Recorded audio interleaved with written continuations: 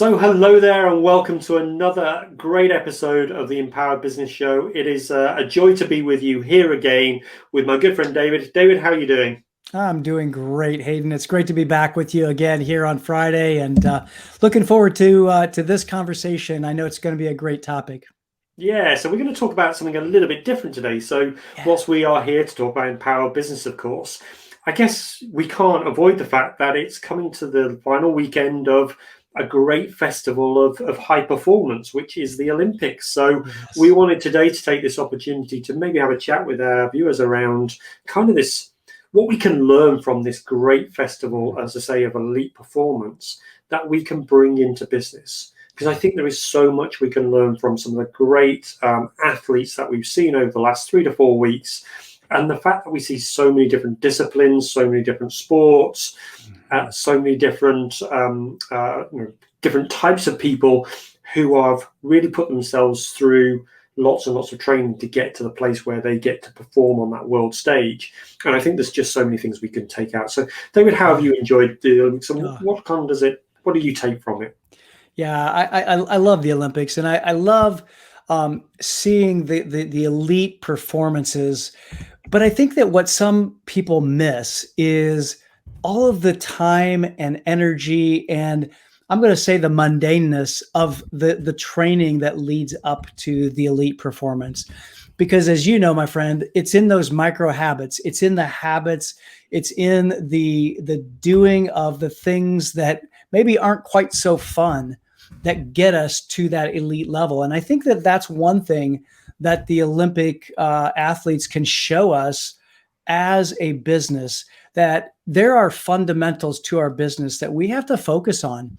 And even though they're not fun, maybe to some of us, like looking at our profit and loss statement, reviewing our lead pipeline, reviewing our sales numbers, what have you, whatever those fundamentals are, that we have to be able to do those things on a day in and day out basis.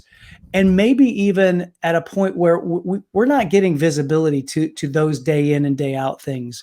I just know in my very amateur athletic world, nobody saw the thousands of miles that I put in on my bike when I showed up on the triathlon day, except for one person, my workout partner. Yeah. But it was in those mundane daily tasks, those daily routines, that led up to my ability to perform on the day of the race, so to speak. And I think that's true with our Olympic athletes. It really we're seeing the culmination of all of those daily habits. And I think that's, for me, one of the very first things that I think we need to recognize, that in business, we have to make sure that we're committed to the fundamentals, committed to those Monday reviews or the Friday reviews, and really stick with those fundamentals. Yeah, it is such an important point that you raise there, David, because we look at these great gold medal winning performances, and of course we stand and we cheer and we're in awe of the performances, but we don't see the 4 years of hard work that's gone into getting there to have even the chance to perform. And even people who go out in the first round of events way back, a couple of weeks ago, even they have had to work super hard to even be there, to have a shot at getting through to the semi-final or the final of their particular event.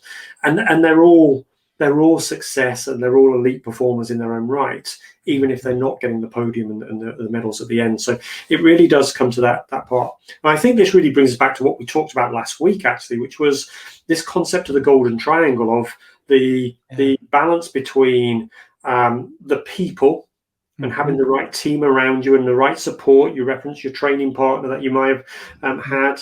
And then you've got this operational excellence, just being the best you can be, the fundamentals that you just referenced. And of course, the culmination into those results at the top of the triangle, which is achieving the place at the Olympics in the first, or getting past the Olympic qualifying, and then going on to hopefully win your event and take the gold medal home. It's that combination which I think is really so powerful from a sports world that we can bring into our businesses, because I guess sports is the most clear example that we have that we can look at, particularly something like the Olympics, Mm-hmm. where you really do see the culmination of all of those habits come to fruition in a moment. Right. That is that gold medal winning moment. Mm-hmm. And it really gives us that highlight of just how important it is to get those things right and get the balance of that triangle in place, which I think is super critical. Yeah, for sure. And I think that in each of those elements, in each of those legs of the triangle, one of those is the human element, as you mentioned. And I think that too often we forget that these athletes are human. A lot of times they're very young humans, and that the mental aspect of high performance has to be worked on as well. You, my friend, talk about mindset so well, and you've taught on mindset. And I think as business owners, it's something that we often maybe forget. And so I would just like to bring it to our attention today that we have to work on that. We have to do the things that take us inside ourselves. We have to get coaches. We have to be parts of masterminds. We have to be parts of perhaps peer groups where we're going to be working on the mindset that we have, challenged in our mindset, and really get to that elite level. Because at the end of the day, our performance really does require us to have an elite mindset as well, and a growth mindset at that.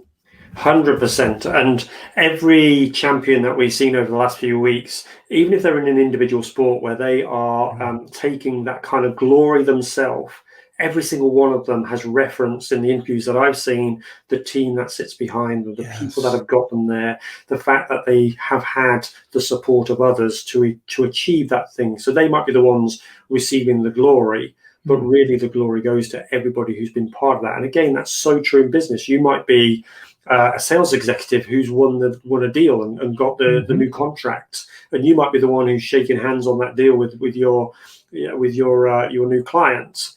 But you know that sitting behind that is all the other support functions that have helped you to be there to shake hands on that deal, to make that difference. So we all work in environments where there are lots of factors that influence our ability to perform at our best in those moments. And recognizing that, I think, is really important. And the other thing I want to talk into, because you mentioned about mindset, is, again, we look at all these great champions and we just assume that they win every day. But the reality is they don't. Every single one of them will have had failures along the way, will have had times when it's been tough, will have had some real challenge, particularly in COVID, because we've had we had some examples of some of the swimmers over here who've not been able to even go to a pool to train for months. Right.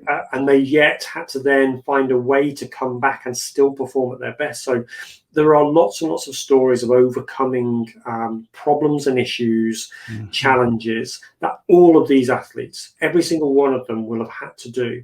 And again, it's the same in business. Things don't just flow naturally in business. There are always going to be things that come on the horizon that you didn't expect, and you've got to be able to react and respond to. There'll be things that go wrong. There'll be mistakes that are made. And it's our ability to overcome those challenges and still step forward and give our best, which I think is a real mark of that kind of Olympic spirit, if we want to use that phrase. And again, that's something we can take from the Olympics and bring into our business, is that real desire to push through those challenging times. Yeah, indeed.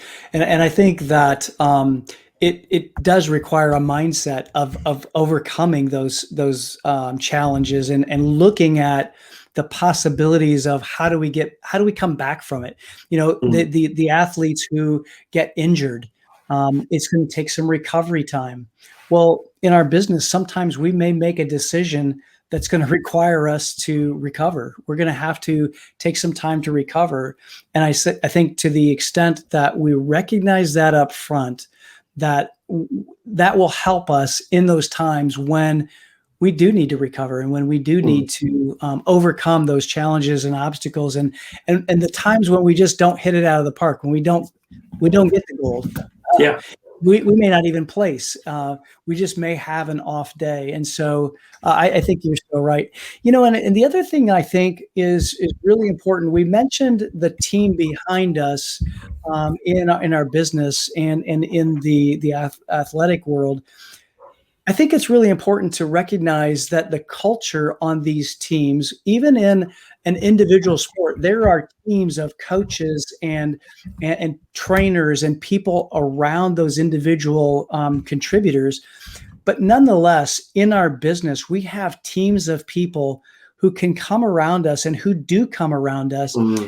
And it's really important that we focus on the culture of those people and recognize what are those behaviors that are going to propel us forward so that we can get the gold? What are those things that we require of our team? What are the behaviors? Do we require speaking straight? Do we require delivering results, practicing blameless problem solving? When those problems do come, well, let's don't put a blame on anybody, including ourselves. Let's figure out what we need to do to make it through these issues, these problems and challenges. And so that culture is a really important component of delivering results and getting the gold in our Olympic framework today.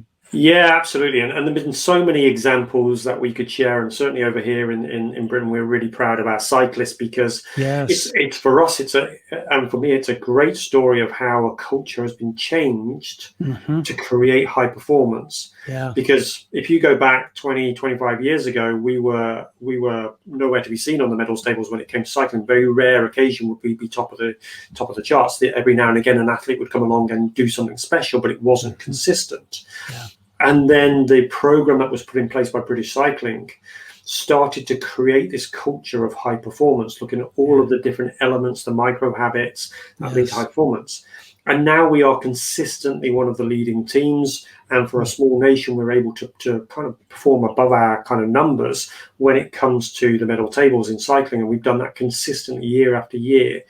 Because when you create the right culture of elite performance, it helps more people to be attracted to it, right? Because they want to get involved in it. So if we take that to a business place, if you're a high-performing business that's getting great results, you're going to have people wanting to come and work for you. They're going to be wanting to come and join you. Great talent from other businesses is going to be looking and saying, I want a bit of what they're doing over there because they are achieving great things. Yes. So you attract the A talent towards you. And then when you've got the right culture in place, you can then take that A talent and make sure that they are then creating that elite performance, and it starts to be this kind of real flywheel effect where the momentum takes hold, and you are then able to consistently deliver results over time and time again.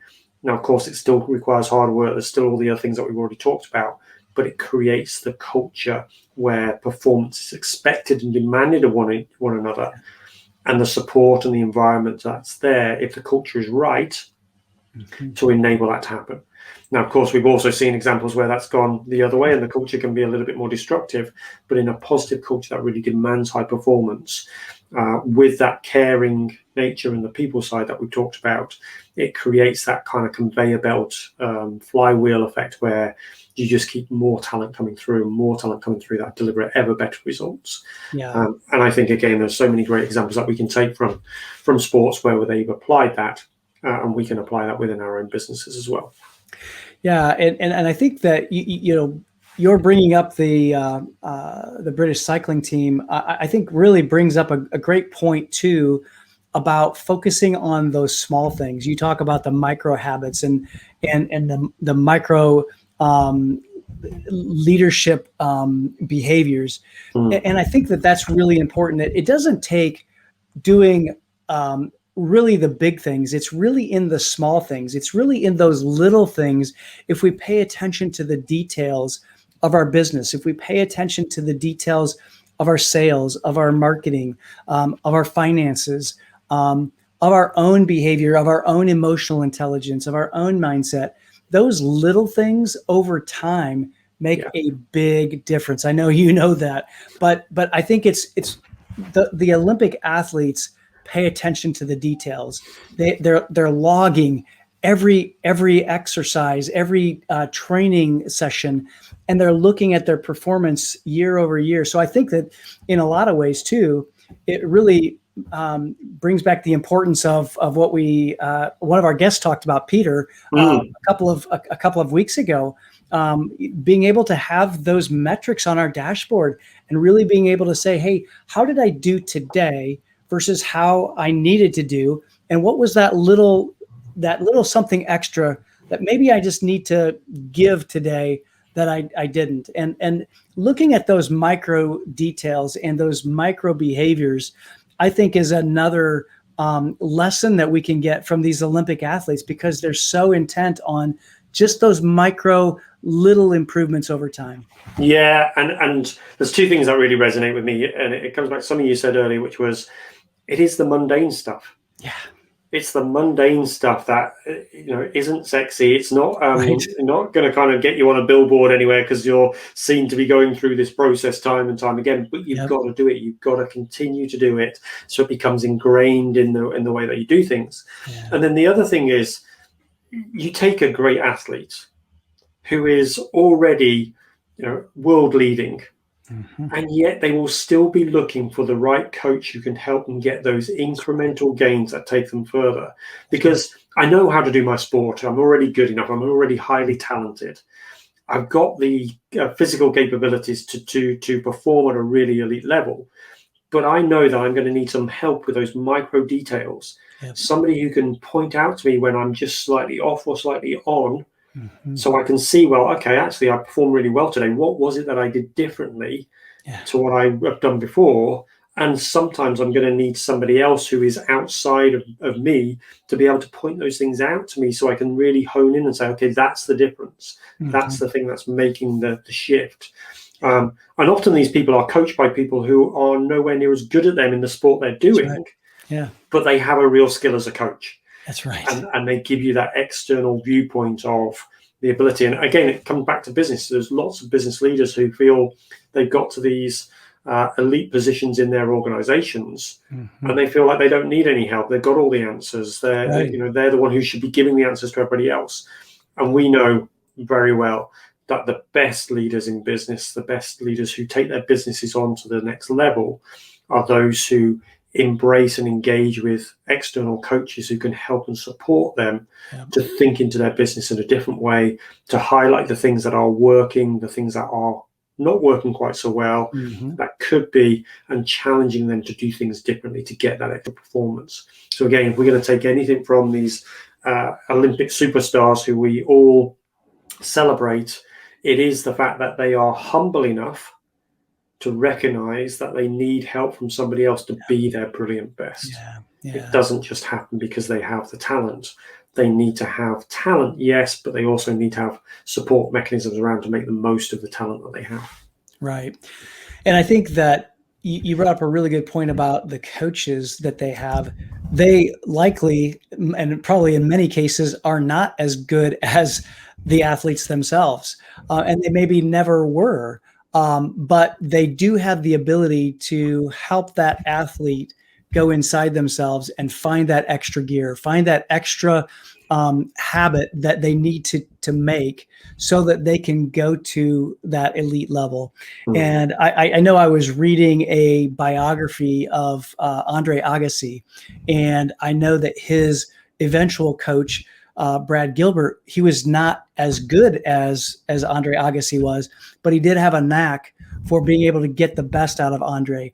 And I think that for any of our businesses and our business leaders, we have to look at our coaches in a way that we shouldn't look at what they've done. We need to look at what they can help us do and help get out of us, because it doesn't matter what industry they're from.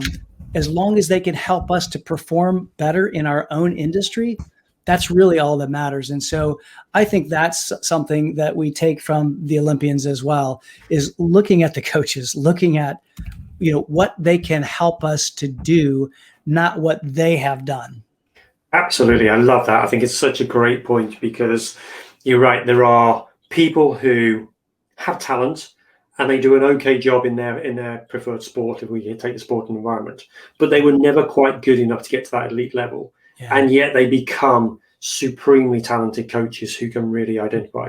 And I think the thing, going back to the story about the British cycling, is one of the things that British cycling actually chose to do was to access coaches who'd never worked in cycling before. Yeah. Because they found that actually in cycling, there were so many of these kind of cycling myths, these ways of doing things. Yep. We do it this way because cycling is different from any other sport. And they said, well, actually, that's all just a load of rubbish. Let's get the best people, irrelevant to their background, get the talent of people who could think differently, throw different ideas into the mix to enable us to unlock the performance that we can get from these athletes. And that was one thing that I think is super important, again, that we in our businesses can think into, and saying, okay, I don't need somebody who's done what I do or works in the sector that I work in. Maybe I want to access somebody who's completely different and comes from a completely different background, because they can challenge me to do something different in my own business as well. So what can they do for me rather than what have they done themselves, I think is such a great a way to look at it if you are thinking about hiring a coach. Yeah, indeed. And I think just that outside perspective helps all the way around. And to your point about the cycling team, I think it really is good to have someone who can see things from a fresh perspective, with eyes that maybe are coming at it from a totally different slant, or ability just to see things that, the old adage of that's just the way we've always done it around here is something that I think is a nail in the coffin to any business. And if we're not looking to continuously improve and question things, then we're going to stay stuck in mediocrity. And that's not what these elite performers, these Olympians, are teaching us. What they're teaching us is that, we have coaches. We invest in ourselves. We invest in the coaches. We have a team. We have to be able to have people look at what we're doing from a new and fresh perspective, most likely outside of our industry. And yes, they may not have performed the way we perform, but they can get us to where we want to go. And that's really all that's important, right? I mean, as we're building our empowered businesses, we want to have a business that empowers us to live life empowered and live our lives in a way that is at that elite performance level, and really maintain excellence in everything that we do. And I think that's a great lesson that these Olympians are giving to us. Yeah, I absolutely love it, David, because there's those things that we talk about, which is when you're at the Olympics, there's a couple of things that really resonate, because you get to this culmination of 4 years worth of effort, because it comes around every 4 years. It typically comes around every 4 years. But the one thing I love about the Olympics is it is a celebration.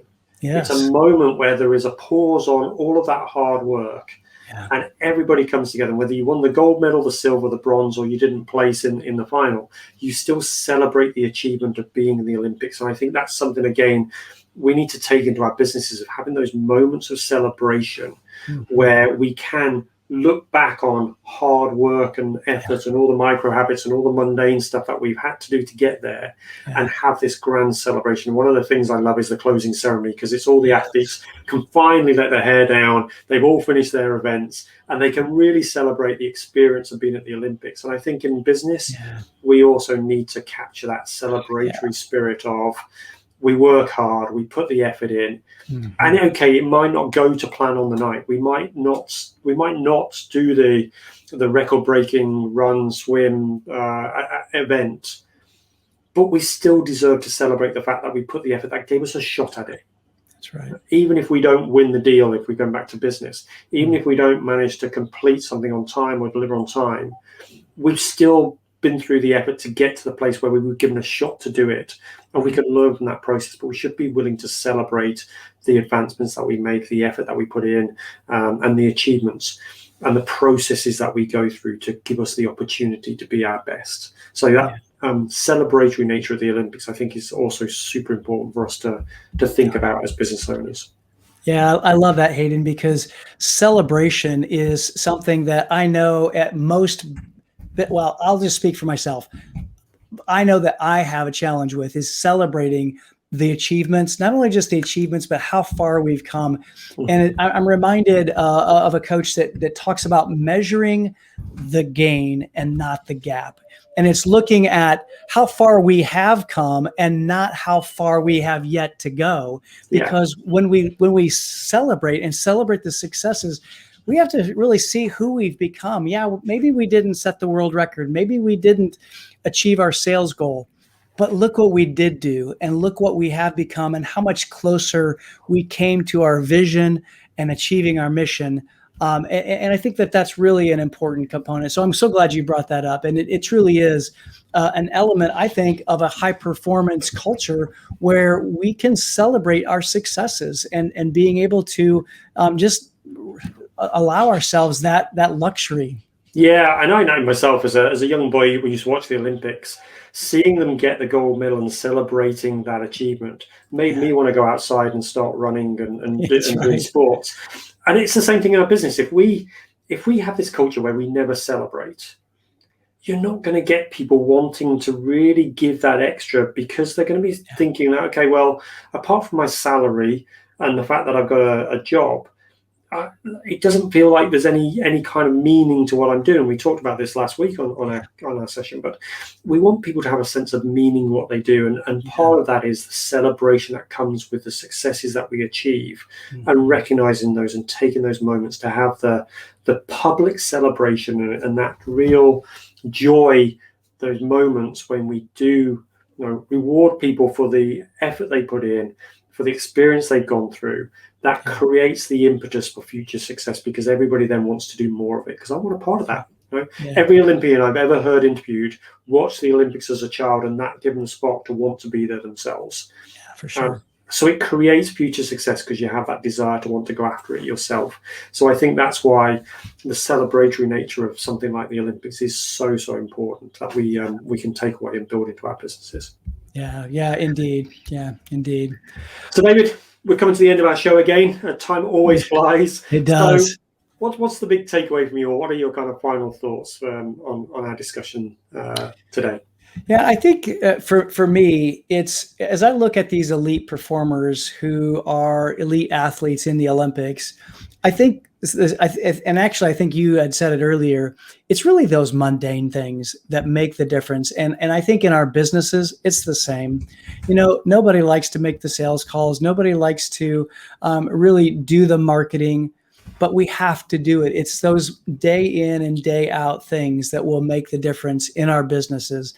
And I think that too, it's really looking at not only just our businesses, but ourselves as well. Those micro habits that we do, not only in our business, but in our physical health, our emotional health, our mental health, making sure that we're taking care of ourselves just day in and day out. Nobody's going to see that, but they are going to see the results. And I think that that's my biggest takeaway from the Olympics, is that we didn't see the 4 years of preparation, the heartache, the setbacks, but we did see the celebration. We've seen, the excellence and the elite performance. And so I think we take that into our businesses by focusing on those little things that will make the big difference. Yeah, 100%.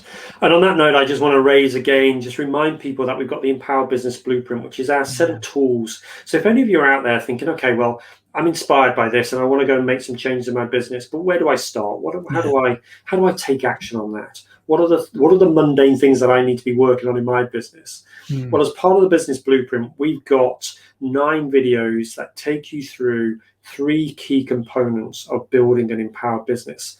And it will give you tips and techniques and tools that you can apply in your business, that you can consistently apply, coming back to doing the mundane and following up with it. And they're not mundane videos, they're highly entertaining videos, I promise you. But they are simple, practical tools that you can apply. And if you consistently apply them and willing to put the effort behind them, they will help shift your business to become an empowered business. So just want to, and the ambassadors will drop the link into the chat below, but just wanted to share that with you again. So go and check it out. It will definitely help you to take action in your business to become a more empowered business and create that elite performance culture that we've been talking about from the lessons we've learned from our Olympians. It's been wonderful to be here with you here again, David. We've got a great show coming up next week, which we're really excited about. Again, we'll tease out. We've got some more great guests coming up in the next couple of weeks. So keep watching and have a fabulous week. It's been great to be here again. Enjoy the final weekend of the Olympics, and we will see you soon. Bye for now.